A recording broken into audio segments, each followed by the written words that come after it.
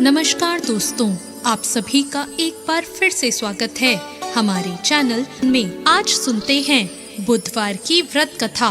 समतापुर नगर में मधुसूदन नाम का एक व्यक्ति रहता था। वो बहुत ही धनवान था। मधुसूदन का विवाह बलरामपुर नगर की सुंदर लड़की संगीता से हुआ था। एक बार मधुसूदन अपनी पत्नी संगीता को लेने बुधवार के दिन बलरामपुर गया। मधुसूदन ने अपनी पत्नी के माता पिता से कहा कि बेटी को विदा कर दो। माता पिता ने कहा, बेटा आज बुधवार है, बुधवार को किसी भी कार्य के लिए यात्रा नहीं करते। लेकिन मधुसूदन नहीं माना। उसने ऐसी शुभ अशुभ बातों को ना मानने की बात कही और फिर उसने अपनी पत्नी को लेकर बैलगाड़ी से यात्रा प्रारंभ कर दी। 2 कोस की यात्रा करने के बाद उसकी गाड़ी का एक पहिया टूट गया और वहां से दोनों ने पैदल ही यात्रा को शुरू किया। रास्ते में संगीता को प्यास लगी। मधुसूदन उसे एक पेड़ के नीचे बैठाकर जल लेने चला गया। थोड़ी देर बाद जब मधुसूदन कहीं से जल लेकर वापस आया तो वो बहुत हैरान हो गया, क्योंकि उसकी पत्नी के पास उसकी ही शक्ल सूरत का एक दूसरा व्यक्ति बैठा था। संगीता भी मधुसूदन को देखकर हैरान रह गई और वह दोनों में कोई अंतर नहीं कर पाई।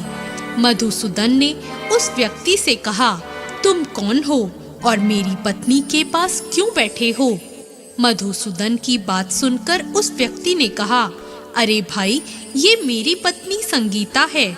मैं अपनी पत्नी को ससुराल से विदा करके लाया हूँ। लेकिन तुम कौन हो जो मुझसे ऐसा प्रश्न कर रहे हो? मधुसूदन ने कहा, तुम जरूर कोई चोर या ठग हो। ये मेरी पत्नी संगीता है। मैं इसे पेड़ के नीचे बैठाकर पानी लेने गया था। इस पर उस व्यक्ति ने कहा, अरे भाई, तुम झूठ क्यों बोल रहे हो? संगीता को प्यास लगने पर जल लेने तो मैं गया था। मैंने तो जल लाकर अपनी पत्नी को पिला भी दिया। अब तुम चुपचाप यहाँ से चलते बनो, नहीं तो किसी सिपाही को बुलाकर तुम्हें पकड़वा दूंगा। दोनों एक दूसरे से लड़ने लगे। उन्हें लड़ता देखकर बहुत से लोग वहाँ इकट्ठे हो गए। नगर के कुछ सिपाही भी वहाँ आ गए। सिपाही उन दोनों को पकड़कर राजा के पास ले गए और उनकी सारी कहानी सुनकर राजा भी कोई निर्णय नहीं कर पाया। संगीता भी उन दोनों में से अपने वास्तविक पति को नहीं पहचान रही थी। राजा ने दोनों को कारागार में डाल देने के लिए कहा। राजा के फैसले पर असली मधुसूदन भयभीत हो उठा। तभी आकाशवाणी हुई, मधुसूदन, तूने संगीता के माता पिता की बात नहीं मानी और बुधवार के दिन अपनी पत्नी को अपने ससुराल से लेकर घर की ओर प्रस्थान किया। यह सब भगवान बुद्ध देव का प्रकोप है। मधुसूदन ने भगवान बुद्ध देव से प्रार्थना की कि हे भगवान, मुझे क्षमा कर दीजिए। मुझसे बहुत बड़ी गलती हुई है। भविष्य में मैं कभी ऐसा नहीं करूँगा।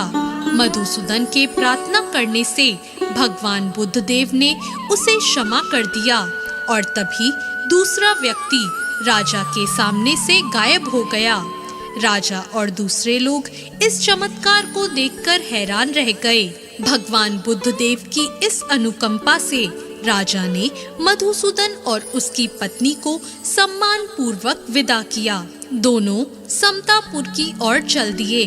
मधुसूदन और उसकी पत्नी दोनों बुधवार को व्रत करते हुए आनंद पूर्वक अपना जीवन बिताने लगे और इसी तरह भगवान बुद्ध देव की कृपा से उनके यहाँ खुशियाँ बरसने लगी। और इसी तरह जो भी विधिवत बुधवार का व्रत करके कथा सुनते हैं, भगवान बुद्ध देव उनके सभी कष्टों को दूर करते हैं। तो ये थी आज की कथा। कैसी लगी आपको आज की ये कहानी? कमेंट बॉक्स में जरूर बताएं और ऐसी और कथाओं के लिए हमारे चैनल भक्ति ज्ञान को सब्सक्राइब करें। धन्यवाद।